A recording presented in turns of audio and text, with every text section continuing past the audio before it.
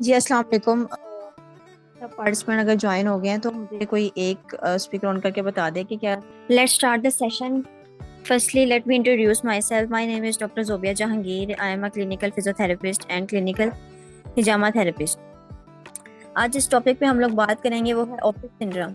Office syndrome जो है वो बेसिकली ऐसी एक इशू है जो ऑफिस जो ऑफिस वर्कर्स हैं, जो कंप्यूटर ज़्यादा यूज़ करते हैं, जो ऑनलाइन वर्क करते हैं, ठीक है, उन उन लोगों को जो है ये प्रॉब्लम बहुत ज़्यादा फेस होती है। तो मैंने बहुत सारे ऐसे केसेस देखे हैं जो लोग कंप्यूटर बहुत ज़्यादा यूज़ करते हैं, उनको ये बहुत प्रॉब्लम रहती है।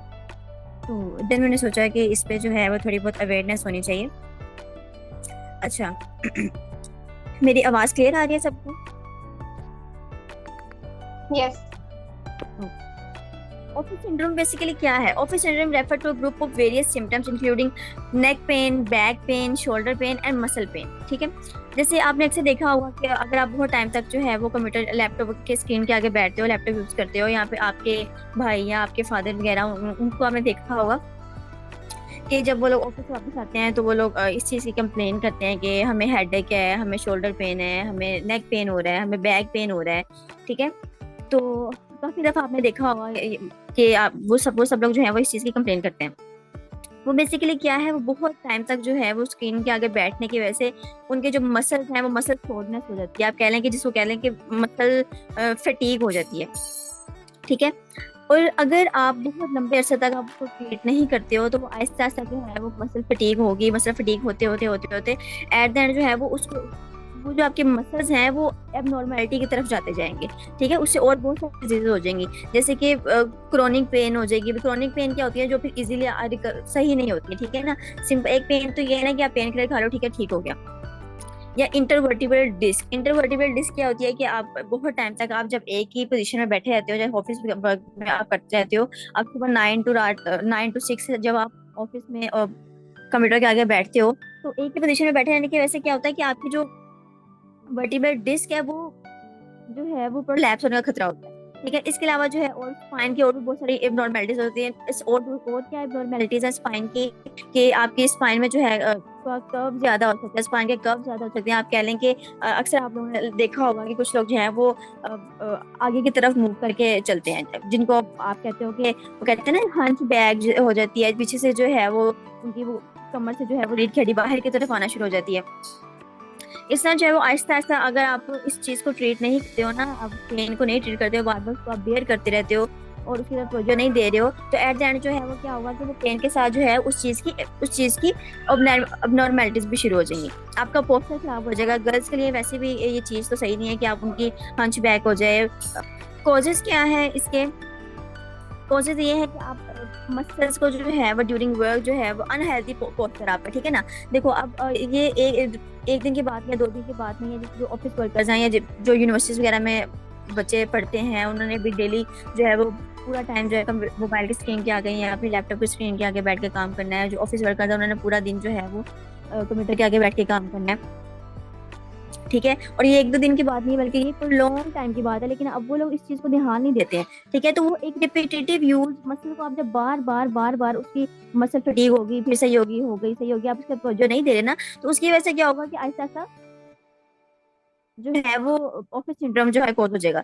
इसके अलावा जो है जैसे इसकी और वजह क्या हो सकती है कि मिसाल के तौर पे आप लैपटॉप यूज कर रहे हो या आप कंप्यूटर यूज कर रहे हो, तो आपका जो टेबल है ना, वो टेबल जो है वो सही हाइट में नहीं है। तो टेबल जो है अगर आप बैठे हुए हैं ना तो आपके बिल्कुल स्ट्रेट जो है वो टेबल पड़ा होना चाहिए, ताकि आप एक तो आपकी बैग जो है वो स्ट्रेट रहे। आपकी बैग जब आप लैपटॉप यूज करो तो आपकी बैग 90 डिग्री पे रहे, और दूसरा आपके जो हैंड्स है वो इजीली जो है कंप्यूटर तक पहुंच सके। आपका सीटिंग पोस्चर सही नहीं है। कुछ लोग जो है वो ऐसे टेक लगा के बैठते हैं, कुछ लोग आगे झुक के लैपटॉप यूज करते हैं। ठीक है, हर एक की जो है वो अपनी हैबिट है। अच्छा, अब इसके सिम्टम्स क्या हो सकते हैं? सिम्टम्स जो हैं वो इसके ये मैंने आपको पहले भी बताया कि आहिस्ता से जो है वो शोल्डर पेन होगी, बैक पेन होगी, नेक पेन होगी, और बहुत सारे लोग ऐसे हैं कि जिनको ये फिंगर पेन होती है और रिस्ट पेन होती है। रिस्ट पेन का मतलब आप बार बार जो है जब आप पैड को क्लिक करते हो ना, तो आपकी जो रिस्ट है वो वर्क करती है। ठीक है, तो अक्सर लोगों ने देखा होगा उनकी रिस्ट पेन करती है। ठीक है, तो रिस्ट जो है आप उसको इजी ना लें, क्योंकि रिस्ट पेन अगर आप रिपीटेटिव यूज कर रहे हैं ना आपके रिस्ट मसल का, आपके रिस्ट मसल में आपको पेन हो रही है, आप उस पेन को रिकवर नहीं कर रहे, तो वो एट एंड जो है वो कार्पल टनल सिंड्रोम बन जाता है, जो कि इतना डेंजरस है कि अगर आप उसको भी ट्रीट नहीं करोगे तो उसका एंड पे उसका जो ट्रीटमेंट है वो सिर्फ सर्जरी है। इसके अलावा बैक पेन या हिप स्टिफनेस, ठीक है, कुछ लोग आते हैं वो कहते हैं हमसे बैठा नहीं जा रहा, मतलब हमारी कमर अकड़ गई है, जिस तरह अक्सर आपने देखा होगा बड़े लोग जो है वो आपके फादर जो है उससे ये शिकायत करते हैं कि मेरी कमर अकड़ गई है, मुझसे सीधा नहीं हो जा रहा, ठीक है। अब अगर वो लोग बैक स्टिफनेस उनकी वैसे ही रह रही है, अगले दिन वो वैसे ही जॉब पे जा रहे हैं, उनकी पहले से उनको स्टिफनेस थी, फिर वो पूरा दिन उन्होंने वैसे काम किया, फिर नेक्स्ट डे फिर वो वैसे जाते रहे, तो फिर क्या होगा, आहिस्ता जो मसल स्टिफ होता है ना, ठीक है, वो उस चीज में एबनॉर्मेलिटी पैदा हो जाती है, और फिर अब उनको पेन रह रही है, वो सही तरह से सो नहीं पा रहे, आपकी आईज जो है वो ड्राई हो रही हैं, क्या आपकी आंखों की हालत है, आंखों की हालत से नहीं रख रही कि जैसे फॉर एग्जांपल भाई आपको पता है कि मैं ये काम कर रहा हूँ, मैं मेरे एग्जाम में पढ़ रही हूँ, ठीक है, आपके एग्जाम आप पढ़ रहे हो, आप कंप्यूटर यूज कर रहे हो, या फिर ऑफिस वर्कर जो है वो ऑफिस टाइम पे जो है वो उधर सी बात है, उनकी मजबूरी है, उन्होंने पूरा टाइम जो है कंप्यूटर के आगे बैठना है, कंप्यूटर के आगे वर्क करना है, जो ऑनलाइन वर्कर्स हैं, जो इंजीनियर्स हैं, आईटी के लोग हैं, उन सब में जो है वो उनकी मजबूरी है भाई, उन्होंने बैठना है लैपटॉप के आगे, ठीक है। बट एक तो आपको काम है, आप बैठ रहे हो, उसके बावजूद अगर आप अपने फ्री टाइम में भी लैपटॉप मोबाइल यूज कर रहे हो, ड्रामा देख रहे हो, टिकटॉक देख रहे हो, ठीक है, तो वो चीज जो है ना वो ज्यादा डेंजरस है, ठीक है। आप काम के लिए बैठो, लेकिन जब आपका कोई काम नहीं है ना, तो आप अपनी आंखों को सुकून दो, ठीक है, अपना पोस्चर सही रखो, खुद को रेस्ट दो, कम से कम जो है आप अगर ये जो लोग हैं इनको 8 से 9 या 10 घंटे की नींद लेनी चाहिए, ये जो ऑफिस वर्कर्स होते हैं जो कंप्यूटर यूज करते हैं। इसके अलावा जो है वो अपनी आइज को जो है उसको के लिए आप कुकुम्बर यूज करो, जो है ताकि आपकी आईज को फ्रेशनेस मिले, इस तरह अपनी आंखों को सुकून दें। नेक्स्ट है प्रिवेंशन, हम किस तरह इससे बच सकते हैं ऑफिस सिंड्रोम से।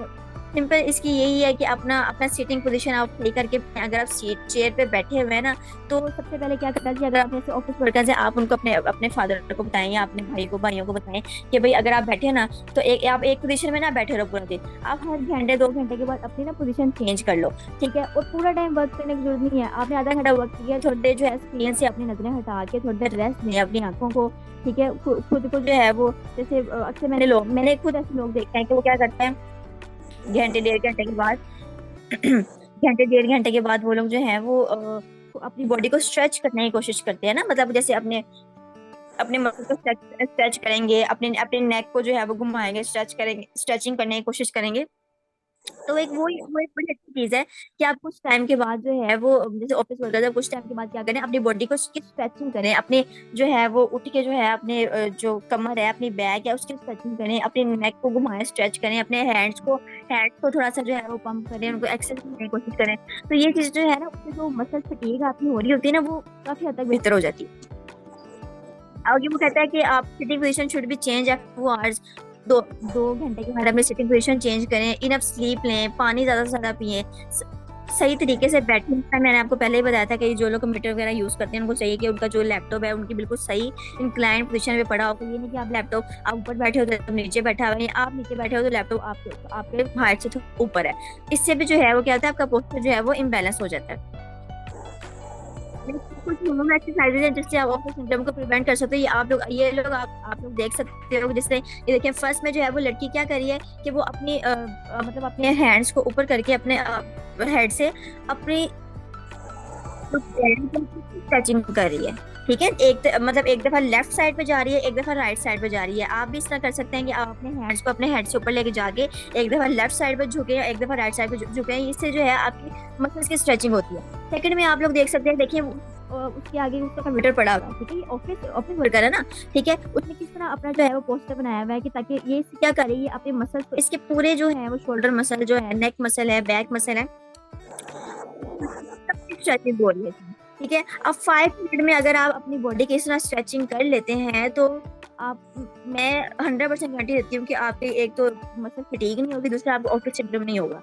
सेकंड देखें, थर्ड में जो देखें वो आप देख सकते हैं कि उसने अपने नेक को स्ट्रेच करी है, एक दफा लेफ्ट साइड पे नेक लेके जा रही है, एक दफा राइट साइड पे नेक लेके जा रही है, ठीक है। नीचे देख सकते हैं आप लोग कि जिस तरह वो अपने चेयर के साथ जो है वो अब थोड़ा सा सिटिंग इस पोजीशन में आने की कोशिश कर रही है, ये एक बहुत अच्छी एक्सरसाइज है जिससे वो आपकी लेग्स की स्ट्रेचिंग होगी और आपकी बैक की स्ट्रेचिंग होगी। और लास्ट भी आप देख सकते हैं, वो भी एक आपकी बैक को, या तो अगर आप लोग इस तरह बैक स्ट्रेचिंग कर सकते हैं, इस तरह कर लेंगे जिस तरह वो ऊपर उन्होंने दिखाया हुआ है कि जो टेबल पे हैंड रख के उसने स्ट्रेचिंग की हुई है, मतलब जो लोग थोड़े एजिड हैं वो लोग नहीं इस तरह इजीली कर सकते, तो वो सपोर्ट के साथ जो है वो खुद को स्ट्रेचिंग दे रहे हैं। ठीक है, ये एक्सरसाइज जो अपने घर वालों को बता सकते हैं, अपने बड़ों को बता सकते हैं। ठीक है। अच्छा, अब क्या है कि अगर आपकी पेन इस तरह नहीं जाती है, अगर आप लोगों की मतलब जिन लोग जो है वो उनकी पेन लोगों की पेन जो है वो प्रोलॉन्ग हो गई है, उनके को बहुत ज्यादा इशू हो रहा है क्योंकि उनकी शोल्डर और बैक पेन बहुत ज्यादा रह रही है। ठीक है, वो आप किसी फिजियोथेरेपिस्ट से कॉन्टेक्ट कर सकते हैं। इसके दो ट्रीटमेंट है, जिससे आपके जो है वो ये जो ऑफिस सिंड्रोम है, जो आपका मसल नेक बैक पेन है, उसको आपको रिलीफ मिल जाएगा। एक है ड्राई नीडलिंग, ये एक प्रोसेस होता है जिसमें हम लोग आपके मसल को जो है नीडल से ट्रीट करते हैं। इससे क्या होता है, आपके ट्रिगर पॉइंट को जो है वो जब निडलिंग करते हैं ना, तो वो ट्रिगर पॉइंट ब्रेक हो जाता है, और ट्रिगर पॉइंट के ब्रेक होने की वजह से आपके मसल की फटीग खत्म हो जाती है। ठीक है, करवाना चाहते हैं, दूसरा बेस्ट तरीका जो है वो हिजामा है। मैंने इससे पहले हिजामा में सेशन किया था और मैंने आपको हिजामा के बहुत सारे फायदे बताए थे। उसमें से हिजामा का एक फायदा तो ये है कि आपकी जो मसल फटीग है, आपके मसल का जो अकड़ाव है, अगर आप हिजामा करवाते हो एक दफा, तो बहुत लंबे एटलीस्ट जो है 3 to 4 मंथ तक आपके मसल का जो खिंचाव है, आपकी मसल की जो स्ट्रेचिंग है, जो आपके मसल की पेन हो रही है ना, तो हिजामा कराने की वजह से उस चीज का आपको सुकून मिलेगा, आपके मसल रिलैक्स हो जाते हैं। पेशेंट्स खुद कहते हैं कि हमारे मसल जो है वो रिलैक्स हो गए। होता क्या है कि आपके जो मसल्स हैं उनके अंदर जो है वो वेस्ट मटेरियल जमा होता रहता है। ठीक है, वो वेस्ट मटेरियल जब जमा होता रहता है तो आहिस्ता सा जो है वो क्या कर देता है कि अगर आप उस वेस्ट मटेरियल को या उस वेस्ट ब्लड को रिमूव करते हैं ना, तो आपकी मसल जो है वो वैसे रिलैक्स हो जाते हैं। छोटा सा इसका सेशन था जिसमें मैंने सिर्फ मतलब ऑफिस सिंड्रोम के बारे में आप लोगों को आगाही देनी थी कि ऑफिस सिंड्रोम क्या है, और आपके जो फादर वगैरह हैं, आपके जानने वाले हैं जो ऑफिस वर्क करते हैं, आप उनको बता सकते हैं कि अगर आपकी इस तरह पेन बहुत ज़्यादा रहती है तो आप ऑफिस वर्क में अगर आप 1-2 घंटे काम करने के बाद अपनी बॉडी को स्ट्रेचिंग दें। ठीक है, जितना हो सकता है अपनी बॉडी को स्ट्रेच दें और उनको घर आके प्रॉपर नींद लेने दें, उनकी आंखों को सुकून दें। अगर आप वहाँ पे बहुत ज़्यादा काम कर रहे हैं तो घर आके जो है वो एक्स्ट्रा मोबाइल यूज़ ना करें, क्योंकि आप उन्होंने पहले पूरा दिन जो है वो मोबाइल और लैपटॉप वगैरह यूज़ करने होते हैं। तो अगर के बावजूद अगर आपको पेन बहुत सिवियर है तो आप किसी फिजियोथेरेपिस्ट से कांटेक्ट करें, या आप हिजामा करवा लें, या आप ड्राई नीडलिंग करवा लें। उससे जो है आपको वो जो एक आपकी पेन है, जो कंसिस्टेंट पेन रह रही है, जो नहीं रिकवर हो रही, आप वो कभी क्योर हो सके। और एक तीसरा तरीका ये, आप मसाज करवा लें। ठीक है, आप किसी से मसाज करवा लें, आप घर में जो है वो किसी ऑयल से मसाज करवाएं अपने बड़ों को, जो है जो भी कंप्लेन कर रहा है, या उसके शोल्डर, उसकी नेक, उसके बैक पे जो है आप ऑयल से मसाज कर दें। मसाज से भी क्या होता है कि आपके मसल रिलैक्स हो जाते हैं, मसल में की तरफ जो है वो ब्लड फ्लो जो है इंक्रीज हो जाता है। ठीक है, तो जैसे ब्लड फ्लो इंक्रीज होगा, हिजामा का भी यही एक है कि उससे आपके मसल्स में ब्लड फ्लो इंक्रीज होता है। जैसे आपके मसल में ब्लड फ्लो इंक्रीज होगा, आपके मसल की जो फटीग है ना, वो ऐसा जो है वो क्या होती जाएगी, खत्म होती जाएगी। जी, यहाँ तक था। अब आप में से किसी ने जो क्वेश्चनिंग करनी है आप कर सकते हैं। ड्राई नीडलिंग क्या था, एक्सप्लेन करेंगे? अच्छा, ड्राई नीडलिंग बेसिकली ना एक प्रोसेस होता है जिसमें आपके जो हर मसल है ना, ठीक है, वो फिजियोथेरेपिस्ट क्या करता है, आपके जो मसल हैं, जो आपके मसल, आपको मेरे नेक मसल में पेन है, या मेरे शोल्डर मसल में पेन है, या मेरे बैक मसल में पेन है, ठीक है, वो हर मसल के अंदर जो है एक स्पेशल नीडल होती है। ठीक है, वो नीडल जो है उसके अंदर पिंच करते हैं। ठीक है, और उस नीडल के पिंच करने के बाद जो है उसको स्पेसिफिक तरह से जब हम मूव करते हैं ना, तो आपकी मसल के अंदर जो फटीग होती है, जो आपके मसल के अंदर जो एक ट्रिगर पॉइंट क्या होता है, वो पेन का एक पॉइंट होता है। ठीक है, तो उस पॉइंट्स को रिलीज कर देते हैं उन नीडल्स की वजह से। ये एक स्पेशल टेक्निक है जिसकी वजह से जो है आप ट्रिगर पॉइंट जब रिलीज करते हो तो आपके जो मसल्स हैं उसकी फटीग खत्म हो जाती है, और वहां से जो है वो पेन रिमूव हो जाती है। अच्छा, रिसेंटली अभी तुम बात कर रही थी, वो एक मेरी कोलीग है, she had some strain in her hand, और she was having issue while moving her hand. Okay, that was like उसने पट्टी बांधी हुई थी और जनरली उसको लगा था कि काफी इशू है, तो उसके लिए क्या ज्यादा प्रेफरेबल है? हाँ, उसके लिए प्रेफरेबल ये है कि अगर आप देखो कि अगर उसको वो पेन किलर से नहीं रिमूव हो रहा तो सही है वो फिजियोथेरेपिस्ट से जो है वो कंसल्ट करे। मे भी जो है अगर उसके बहुत लंबे अरसे तक उसको बार बार पेन रह रही है तो हो सकता है कार्पल टनल सिंड्रोम हो। कार्पल टनल सिंड्रोम मैंने आपको बताया कि आपके जो रिस्ट मसल है, अगर आप उसको एक्सेसिवली यूज करते हो ना, तो वो एक्सेसिव यूज करने की वजह से जो है वो आपके जो रिस्ट मसल है वो उसमें सोरनेस की वजह से आपकी जो रिस्ट मसल के अंदर से जो एक वेन जा रही होती है, मीडियन नर्व जो है वो क्या हो जाती है, दब जाती है। ठीक है, मसल सोरनेस की वजह से जब आप उसको बार बार जो है हाथ को यूज करते जा रहे हो ना, तो आपकी मसल जब स्वेल होंगे ना तो वो नर्व दब जाती है। उस नर्व के दबने की वजह से जो है वो कार्पल टनल सिंड्रोम होता है। और ये इजीली ऐसे नहीं है कि आपके ये इजीली रिमूव हो जाए। यहाँ तो अगर इसकी स्टेजेस फर्स्ट मतलब उसकी स्टार्टिंग स्टेज है ना, तो ये एक्सरसाइज से जब आप एक्सरसाइज करवाते हो फिजियोथेरेपिस्ट के पास जाते हो, ठीक है, तो वो आपकी जो मसल स्वेलिंग एक्सरसाइज से खत्म हो जाती है और वो खुद ब खुद ही जो है वो मसल जो नर्व के ऊपर जो दबाव है वो खत्म हो जाता है। लेकिन अगर आप इसको बहुत लंबे अर्से तक इस तरह उसको नहीं ध्यान दे रहे उसकी तरफ ना, तो अगर 3-4 स्टेज आ गए कार्पल टनल सिंड्रोम की, तो उसका फिर हल सर्जरी ही है, वो सर्जरी से ही रिमूव होना है। Ma'am okay, thank you. Okay. Ma'am जी जी, आपकी आवाज क्लियर नहीं आ रही, बोलें।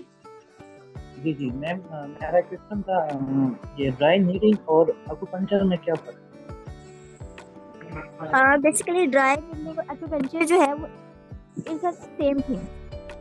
ठीक है, दोनों जो है वो सेम थिंग है, दोनों की नेम्स डिफरेंट है। एक्यूपेंचर में भी है, हम लोग यही करते हैं कि उसमें हम मसल्स हर एक मसल के ट्रिगर पॉइंट के अंदर जो है वो नीडल्स को पिंच करते हैं और उसको स्पेसिफिक तरह से मूव करते हैं ताकि ट्रिगर पॉइंट रिलीज हो सके। और ड्राई नीडलिंग भी इज द सेम थिंग।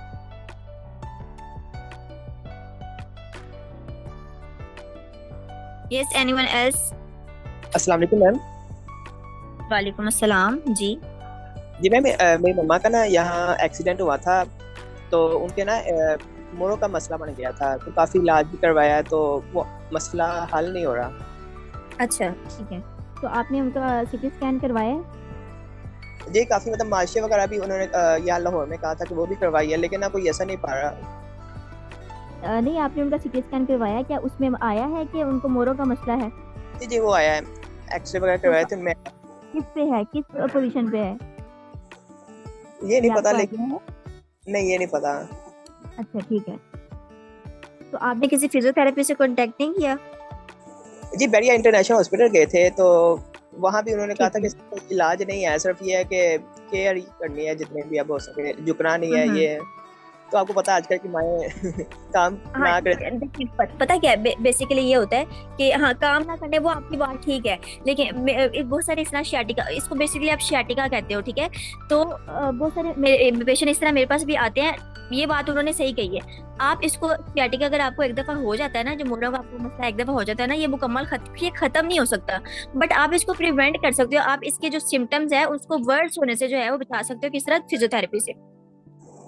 ठीक है, तो आपको चाहिए कि आप अपनी मदर, जाहिर सी बात है वो एजिड हैं, फिर आपने उनकी अभी स्टार्टिंग स्टेज है ना, शुरू की अभी अभी उसकी स्टेज है, अभी उनकी स्टेज अभी 3-4-5 स्टेजेस पे नहीं गई, तो उनको अभी से आप कन्विंस करें कि वो फिजियोथेरेपी करवाएं। फिजियोथेरेपी करवाने से क्या होता है, अगर आप मैक्सिमम 2 मंथ्स अगर आप फिजियोथेरेपी करवा लेते हो शियाटिका में, तो आपको नेक्स्ट 6 से 7-8 मंथ तक जो है वो रिलीफ हो जाता है। और मैं आपको एक मशवरा ये भी दूंगी साथ, कि अगर आप उनकी फिजियोथेरेपी करवा रहे हो तो साथ आप उनका हिजामा भी करवा दें, क्योंकि हिजामा आपको पता है नबी पाक सल्लल्लाहु अलैहि वसल्लम की सुन्नत है, और हर बीमारी का जो है हिजामा में इलाज है। मैंने 2 लोगों को इस तरह जो है हिजामा के साथ शियाटिका के जो उनके सिम्टम्स हैं उनको खत्म होते देखे, और वो लोग कहते हैं कि अब हमें पता फील ही नहीं होता कि जैसे हमें शियाटिका है। ठीक है, उसके बाद अब उनको बोला कि एहतियात करें, काम करें। ठीक है, बस ये है कि आप अगर आप थोड़ा लंबे से तक आप जैसे खाना वगैरह पका रही हैं, ठीक है, आप 15 मिनट काम करें, 5 मिनट बैठ जाएं। ठीक है, दूसरा जो झुकने वाला काम है वो उनको बोले उससे परहेज करें, बस जो झुक के कुछ चीज नहीं पकड़नी, इस चीज से परहेज होता है। इसके अलावा आप काम वगैरह तो कर सकते हैं। तो मेरी आपको यही रिकमेंडेशन है कि आप उनको 1-2 महीने फिजियोथेरेपी करवाएं जरा लगातार,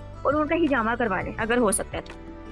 जी ठीक है। क्योंकि हिजामा से हाँ जी, मैंने हिजामा से लोगों का जो शियाटिका है, मैं ये नहीं कह रही खत्म हो जाएगा, मैं ये कह रही हूँ कि उसके जो सिम्टम जो वर्क मतलब एक शदीद उनको पेन है क्या, वो खत्म नहीं ना, वो सिम्टम भी कम हो जाएगा, उनको कुछ अरसे तक रिलीफ हो जाएगा। ठीक है, मेरे हमारे पास एक वुमेन आती थी, वो क्या करती थी, वो हर 3-4 महीने बाद हिजामा करवा लेती थी इसका शियाटिका का। कहती थी कि मुझे मेरे जो मसल्स है ना वो रिलैक्स होते हैं, मुझे मेरी जो पेन होती है ना, मतलब मुझे जो उठने बैठने में इशू हो रहा है कि पेन हो रही है, मुझे उठा बैठा नहीं जा रहा, वो चीजें खत्म हो जाती है। साथ आप उनको बोलें कि आप इख्तियार करें, वहां झुक के चीजें ना पकड़ें, कोई भारी चीज ना पकड़ें, और इसके अलावा आप काम करें शियाटिका में, वरना काम करने में तो कोई इशू नहीं है। जी ठीक है मैम। मैं जी तो जी जी बोलें। जी मैम, अगर आपसे वो मम्मा को ले आऊँ आपके पास तो चेक कर देगी आप? हाँ जी, आप ये डॉक्टर महाम से मेरा नंबर ले लीजिएगा, मुझसे कांटेक्ट कर लीजिएगा, फिर इंशाल्लाह देख लेंगे। जी ठीक है। जी जी, एनीवन एल्स, किसी का कोई क्वेश्चन है? आई थिंक कोई क्वेश्चन नहीं है, देन अल्लाह हाफिज़, सब अपना ख्याल रखें।